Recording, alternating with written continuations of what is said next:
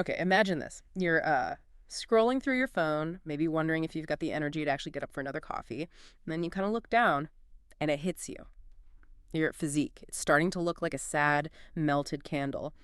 You just feel sluggish, less sharp, less like, the version of yourself you remember. Seriously, what is going on?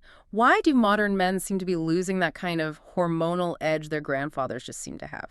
It's a really important question, and it's definitely not just you feeling a bit tired. We're looking at some, frankly, shocking statistics here. Tell me. Solid studies. They show men today have, get this, potentially over 50% less testosterone than guys did just a few decades ago. 50%. Wow. It's huge. It is huge, and it's not just about, like, muscle mass or looks. It connects directly to some serious issues. Things like really low sperm counts, widespread fertility problems. It's a big deal. Right. Okay, so our mission today, let's be clear. This isn't some dry medical lecture. Definitely not. We're sort of digging into the almost ridiculous hidden reasons behind this hormone drought, the weird stuff happening that we don't always see. Okay, let's unpack this whole hormonal mystery then. Absolutely. Your body gives you clues, right? Yeah. So we need to start there, understand the signs.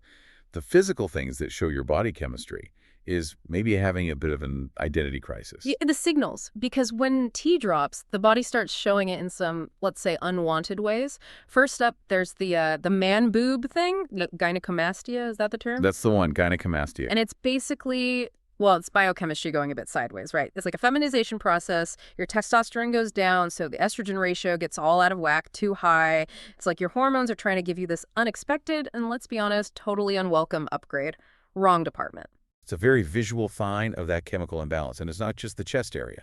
We also see things shrinking, basically, atrophy. Testosterone drives the reproductive system, so if the fuel's low, we get hypogonadism, testicle shrinking.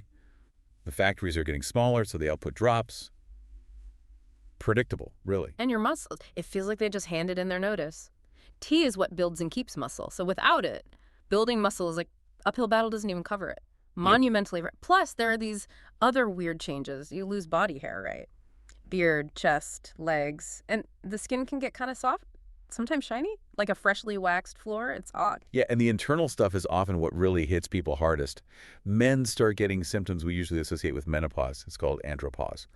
Things like really bad hot flashes, night sweats. Hot flashes in men. Oh, yeah. It's not just for women anymore. There's this anecdote I heard. A doctor, a specialist in menopause, treating women his whole career. He shows up at his own clinic one day because he's having these severe, totally inexplicable hot flashes himself. Wow. That's, yeah, deeply uncomfortable irony right there. And of course, when things aren't working right, a lot of guys reach for, a quick fix, grabbing a pill like Viagra. Sure, but that's just treating the symptom, not the underlying cause. Yeah. And sometimes those meds come with their own issues, right? Heart strain or, erections that last a really long time. Right, right. But maybe the clearest visual sign that things are off metabolically is the spare tire. Yes. That excess belly fat.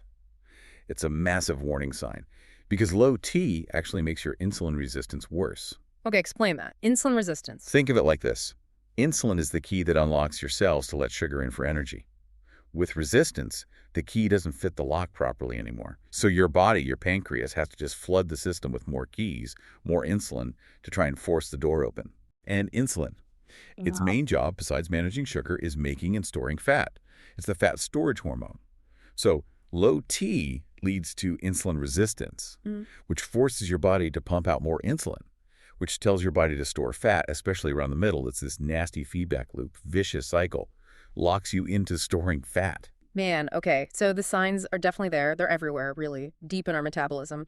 But look, we need to get past the usual suspects. Everyone knows eating tons of sugar or sitting on the couch all day isn't great. It's like health 101. We need the real story, the hidden stuff. What's really causing a 50% drop in T over just a couple of generations? If those are the symptoms, let's stop just blaming donuts and find the actual culprits. This is where it gets interesting, right? Absolutely. This is where we dig deeper. And a huge, huge part of the modern problem is chemical interference, specifically from things called endocrine disruptors. Endocrine disruptors. Right. Yeah, think of them like chemical spies or maybe decoys. They get into your system, and they're shaped just enough like estrogen that they basically trick your cell receptors. So your body gets this false signal. It thinks there's way more female hormone around than there actually is. And what does it do? It shuts down its own testosterone production in response. Wow. And these pretty spies, are they everywhere? Pretty much inescapable, Yeah. unfortunately. We're talking about pollution, for starters. Pesticides, insecticides, herbicides, fungicides. Yeah, the stuff we spray everywhere. They're designed to mess with insect biology, but guess what? They mess with ours too. Our endocrine system isn't that different in some ways. Just great. And then there's the whole plastic nightmare. Plastics and the microplastics they break down into. Yeah. They're building up in our bodies. And one of the biggest kind of invisible ways we get them, our water supply. Water. Especially city water. You've probably heard of forever chemicals. Ugh, yeah. The ones that never break down. Exactly. They take like 1,000 years. And if you're on city water, chances are you're getting a constant low dose. They're just these persistent low-grade saboteurs. Your body never really gets a break from them. Okay, so chemicals are a big one. Huh. What else? It can't just be pollution, can it? No, definitely not. Our own lifestyle habits are playing a massive role too, like assassins working from the inside. Yeah. Take chronic stress, just constant grinding stress from work, life, whatever. That jacks up your cortisol levels. Yeah. Cortisol is the stress hormone. Right. Fight or flight one. Exactly. And cortisol is basically T's arch nemesis. When cortisol is high, your body prioritizes immediate survival over things like reproduction or building muscle. It's like cortisol burns down testosterone's house just to make sure you can run from the imaginary tiger. Same goes for lack of sleep, consistently getting under, say, 7 hours. Cortisol goes up, T goes down. It's a direct trade-off then. Survival now, vigor later, or never. Pretty much. Yeah. And another modern thing, EMFs. Yeah. Electromagnetic fields. From phones and stuff? Yeah, specifically phones, laptops, devices kept really close to the body. Think about carrying your phone in your front pocket all day, or sleeping with it right by your head. That's constant exposure to sensitive areas. The simple fix. Use speakerphone more often. Keep devices away from your body when you can, especially when you sleep. Okay, simple enough.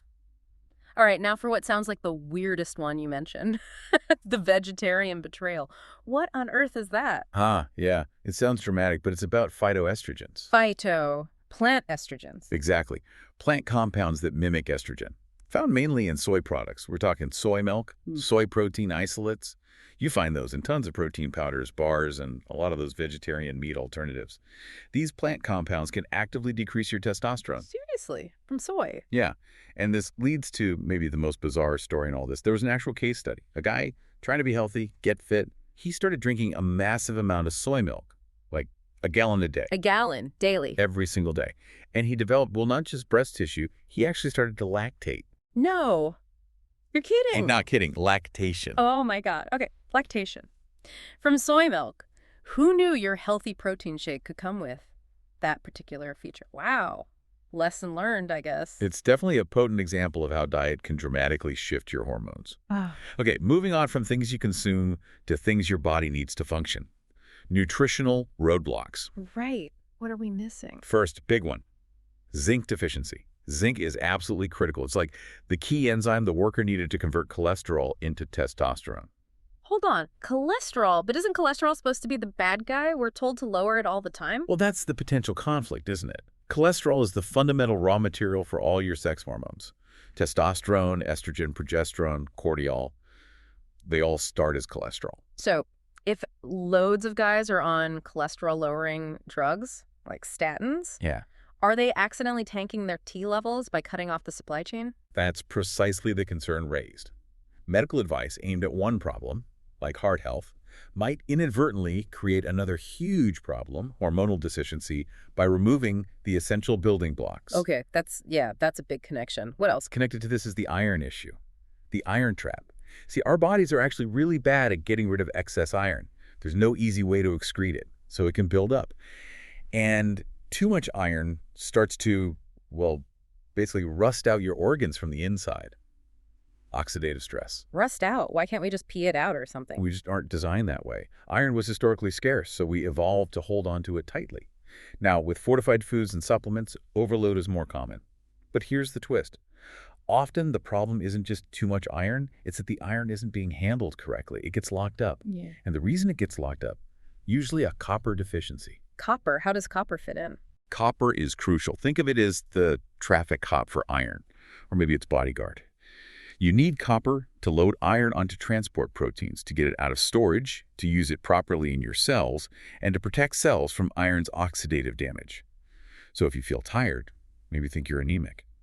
Yeah. You might not actually be low on iron. You might have plenty of iron stuck somewhere because you don't have enough copper to manage it. It's dysfunctional iron, not necessarily low iron. Wow. So it's like a logistical problem inside your cells, not just a lack of supply. Exactly, a breakdown in management. Okay, man, this is a lot. We're being hit by chemicals in the water, stress, EMFs, weird plant estrogens, and now these mineral imbalances like zinc and copper messing with iron. It feels like we're under attack from all sides. So what on earth do we actually do about all this? How do we fight back? We need some tools. It's a toolkit. Right. Let's talk solutions. We have to start with those foundational nutrients. Rebuild the base. First, zinc, as we said, absolutely crucial, and the standard recommendations. Way too low, 8 to 11 milligrams. Probably not enough. Evidence suggests to really move the needle, you might need closer to 50 milligrams a day. 50. Okay, but hang on. You mentioned balance. Is just loading up on zinc smart? Excellent point, and this is critical. You absolutely cannot just hammer zinc alone, especially at higher doses. Remember the seesaw. Taking high zinc without balancing it will deplete your copper. Ah, right. And copper deficiency screws up iron. Screws up iron, which then further impacts T. You create two new problems trying to solve one. It's about balance. That's why getting zinc from food is often better. Red meat, oysters, liver, shellfish. They naturally contain copper and other minerals in balance. If supplementing, you need to be smart about it. Maybe use a balanced trace mineral supplement or ensure copper intake. Okay, noted. Zinc, but with caution and balance. What's next? Magnesium, another key player in that cholesterol to testosterone conversion pathway. Magnesium glycinate is usually the best form, good absorption, less likely to cause digestive upset. Aim for at least 400 milligrams daily, maybe more like 600 to 800 if you're under a lot of stress. Got it. Magnesium glycinate, 400 plus milligrams, and the third one. Vitamin D, the sunshine vitamin. It directly boosts T levels. Plus, it helps fix that insulin resistance we talked about, the spare tire issue. And most people are low, right? Chronically low, especially if you live indoors most of the time or far from the equator. Don't rely on the tiny amounts in fortified milk. For maintenance, you're likely looking at a minimum of 10,000 IUs daily, maybe more initially to build up levels. 10,000. That sounds like a lot compared to typical advice. It does, but the typical advice often keeps people deficient. Check your levels if you can, but 10,000 IUs is generally considered safe and effective for maintenance by many functional practitioners. Okay. Zinc, magnesium, vitamin D. What about lifestyle stuff? Lifestyle is huge. Simple message: lift heavy things. Heavy weight training, resistance bands, even high-intensity interval training, HIIT. That kind of intense effort is a powerful signal to your body to produce T. But, and this is key, you must pair it with enough rest and recovery.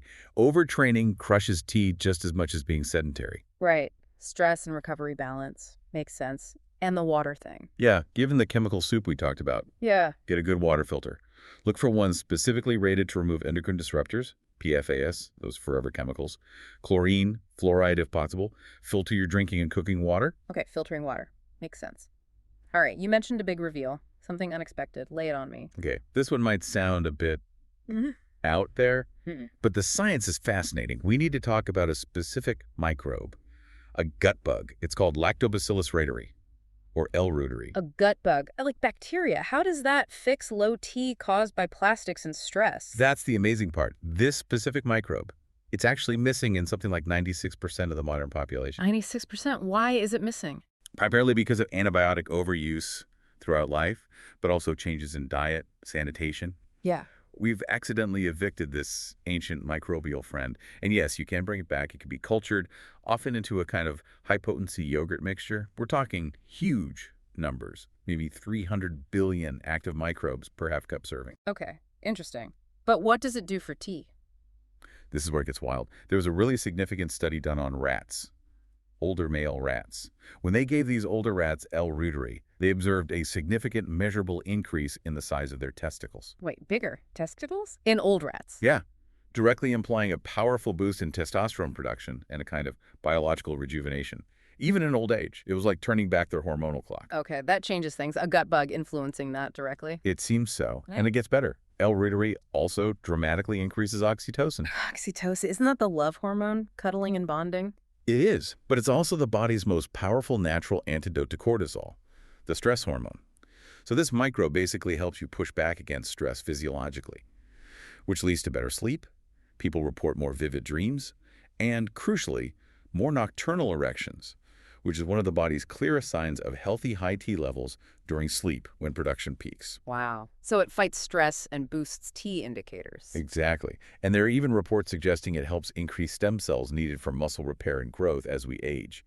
It's like this essential partner we kicked out, and bringing it back helps rebalance the whole system: stress, hormones, regeneration. Man, from pesticides to plastics to missing gut bugs, it's way more complex than just eat less sugar. It really is. Yeah. So we zoom out this whole decline in male vigor.